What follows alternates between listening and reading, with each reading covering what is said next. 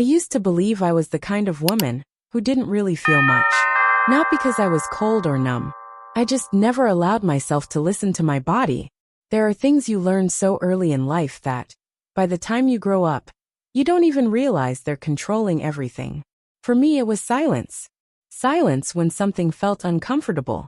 Silence when desire stirred. Silence when my body whispered something, and I pretended not to hear. I grew up in a family that went to church every Sunday, where women were praised for being modest, quiet, and well-behaved. My mom always said, "Don't wear your pajamas too short. Don't laugh too loud. Don't sit too close to boys." I remember once asking her, "Is my body beautiful?" She looked at me, a bit startled, and said, "You shouldn't think about things like that." So I didn't. Or at least I convinced myself I didn't. The first time I kissed a boy in high school, my lips were dry and my heart raced. Not out of excitement but out of fear. Fear of being caught. Fear of being called names. And like everything else in my life, I tucked that feeling away in some quiet corner inside me, buried it, and labeled it wrong. In the years that followed, I had boyfriends. I had sex. I learned how to fake it. How to moan just enough to seem into it, but not so much that it made me look like I enjoyed it too much. I became the woman the world wanted me to be. Seductive enough to be wanted, reserved enough to be respectable. But inside, I felt hollow. I remember once, when I was around 25, my boyfriend started kissing my chest, then slowly worked his way down my stomach. My heart began to pound. I knew where he was headed, and I stopped him. Not because I didn't want it, because I was scared. Scared that if I let him keep going, I would feel too much. And if I felt too much, I'd have to face the truth. I wanted it, just like anyone else. And women weren't supposed to want. At least, that's what I was taught. I hated myself every time I wanted. I hated the way my skin would prickle when someone kissed the back of my neck. I hated the damp heat between my thighs when I imagined someone kissing me there. I'd stare at my reflection, not to admire myself but to manage myself. To control every curve, every hair, every inch that might tempt or mislead someone. I locked myself inside a version of womanhood that was given to me, not chosen by me. And I lived there, for over 30 years. One time, a close friend said to me, "Marla, you live like you're always asking for permission to feel." That sentence haunted me for weeks. Permission from whom? What was I waiting for? No one. I was waiting for a kind of forgiveness I didn't even need. My body didn't need forgiveness. My feelings weren't sins. But I had lived as if every wave of pleasure was something I had to bury, hide, or apologize for. I once read a quote that said, "A woman's body is a symphony, but the music only plays when she allows it." And I wondered, had I ever allowed mine to play a single note? The answer was no. Not once. I had kept it silent, like a beautiful instrument locked in a case collecting dust. I'm not writing this to complain. I'm writing it because I know there are other women out there who've sat in the dark, staring at their bodies, not knowing whether to love them or be ashamed of them. I've been there. I used to think my breasts were too big, so I covered them. I thought my hips were too wide, so I wore baggy pants to hide them. And I thought the most intimate parts of me were something shameful, something that should only exist in the dark, in silence, in guilt. And then one day, much later, I'll tell you that story soon. A man kissed me there. Not to possess. Not out of hunger. But with reverence. For the first time in my life, I felt like the part of me I had always hidden was being loved. But that story comes later. For now, I just want to say this. If you've ever felt like you were too much because you feel deeply, you're not alone. If you've ever hated your own desire, I have too. If you've ever pretended not to enjoy a kiss on your neck, or between your thighs, just to appear in control, I see you. We've been silent long enough. Maybe it's time to finally listen, without asking permission. His name was Evan. I met him at a book event in downtown Portland. He wasn't the type of man you'd immediately notice in a crowd. He wasn't tall, flashy, or loud. But there was something in his eyes that made me stop. He didn't look through me. He looked into me. We talked about the body keeps the score. I remember he smiled gently when I quoted a line. The body remembers what the mind chooses to forget. I didn't know then that I was unlocking something. But I felt it, After years of disconnection, I actually wanted someone to touch me. Not because I wanted sex, but because I wanted to be seen. That night he walked me home. My tiny third-floor apartment, lit with soft amber lamps, quiet and warm. No music, no TV. Just the stillness of a room, where I'd never shared anything real before. We sat on the couch for a long time without speaking. Then he leaned in and kissed me. It wasn't urgent. It wasn't possessive. It felt like reverence. His lips were soft and warm. He kissed me in a way that didn't ask me to perform, didn't expect a certain reaction. I could feel every beat of my heart, every breath catching in my throat, every inch of skin becoming aware of itself again. I'd never felt so present in a kiss before. Then he moved to my neck, his fingers tracing my skin slowly, almost like he was painting me.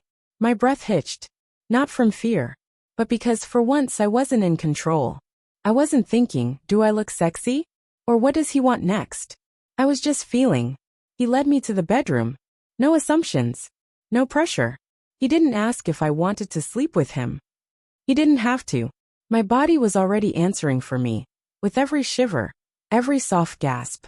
He sat at the edge of my bed, pulled me gently closer. I thought I would tremble, but I didn't. I felt safe. Safe enough that if I broke down crying, he'd still hold me. And then he started kissing me. He kissed my neck, then my shoulders, then my breasts. I could feel the electricity travel from my nipples straight down to my lower belly, making my thighs tense without me even realizing it. I had never seen my chest as something worthy of love. They were the parts of me I'd always tried to hide. But under his mouth they felt sacred. His tongue circled one nipple slowly, then suddenly pulled it into his mouth, sucking just enough to make me moan, loud without apology. Oh my God. My legs arched up on their own. And when he pulled the blanket back and moved lower, I couldn't breathe evenly anymore. He kissed my stomach, stretch marks and all. He kissed my hips, those wide, soft curves I used to hide under baggy jeans. Then his fingers brushed over the fabric of my panties, barely touching the outer lips of my sex, softly like asking permission. And then he stopped, looked up at me. Do you want me to touch you? He asked, his voice low and calm, like a ritual question. I nodded. My heart was pounding so loud I was sure he could hear it. When he slipped between my thighs and pulled my panties down slowly, my whole body turned to fire. I'd always feared letting someone look at me there. But the way he gazed at me wasn't dirty. It was full of reverence, like I was a sacred thing. His tongue touched me, just once, and I bucked. Oh my God. I'd never felt anything so real. His hand slid under my ass, pulling me closer to his mouth. His tongue swirled around my clit, teasing, then flicking, then gently sucking, like he was playing a melody only my body could hear. I heard my own breath breaking into small whimpers, and then I started to cry, not because I was sad, but because for the first time, I was alive in this body. I clutched the sheets. My back arched. I didn't have to fake a thing. I moaned. I whispered his name. I begged him not to stop. And when I came, it wasn't just an orgasm. It was a release. It didn't just happen between my legs.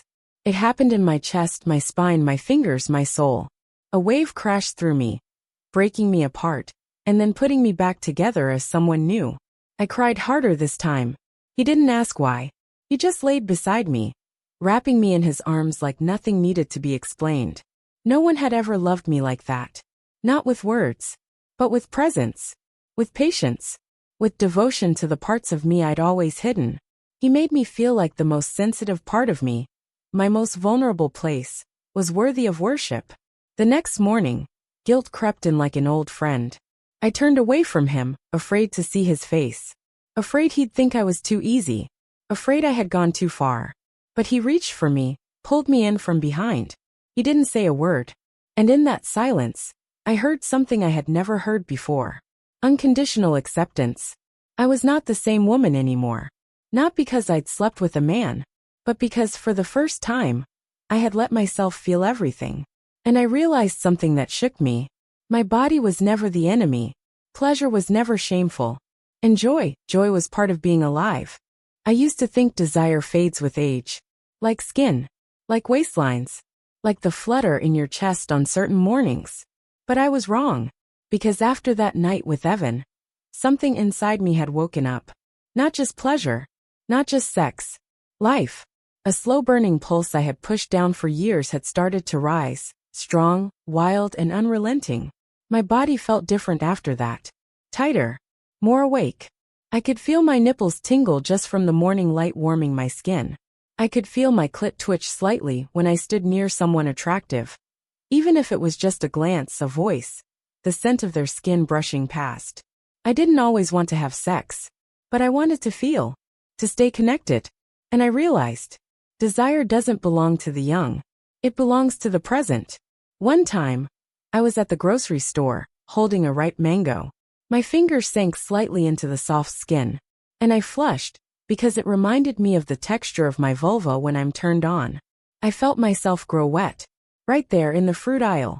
And I smiled, not with shame, but with recognition. My body was still alive. So very alive. A month after Evan left Portland for work, we drifted. No heartbreak.